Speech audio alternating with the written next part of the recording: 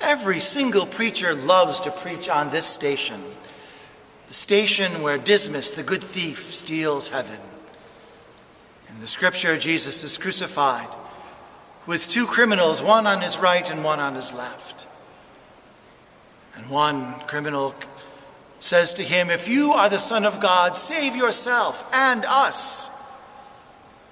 And the other says, "Have you no fear of God? This man has done nothing wrong, but we deserve the punishment that we receive."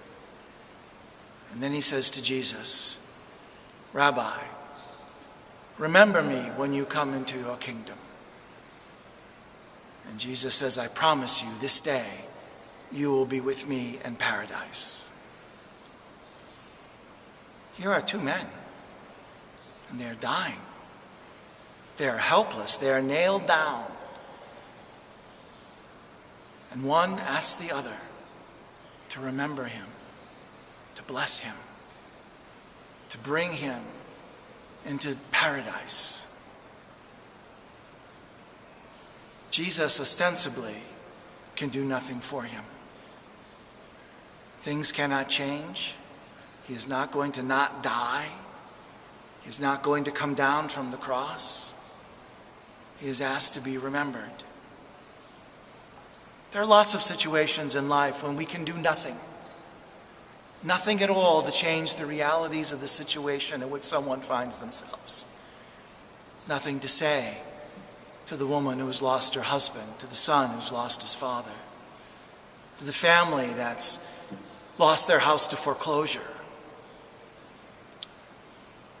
to the student who has to leave college because they've run out of money. Nothing ostensibly we can do except what Dismas asked Jesus to do, to remember him. We grace those people whom we remember, even when, like Jesus, we are helpless to effect any change in their lives.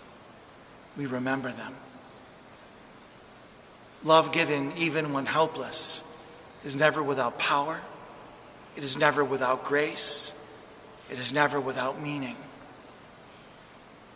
And so, no matter what part of life we find ourselves in, and perhaps especially when we find ourselves helpless, without the resources that we once had, it is a holy thing, a good thing, a loving thing to remember those people who ask us for help in their lives.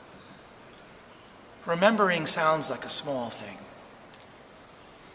but it kept this man, Dismas, from dying alone.